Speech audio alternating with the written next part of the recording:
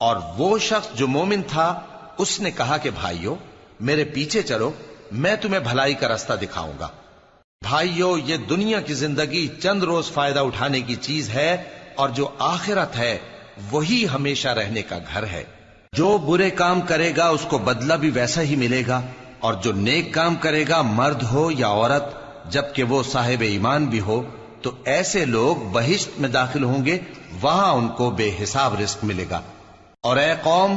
میرا کیا حال ہے کہ میں تو تم کو نجات کی طرف بلاتا ہوں اور تم مجھے دوزخ کی آگ کی طرف بلاتے ہو۔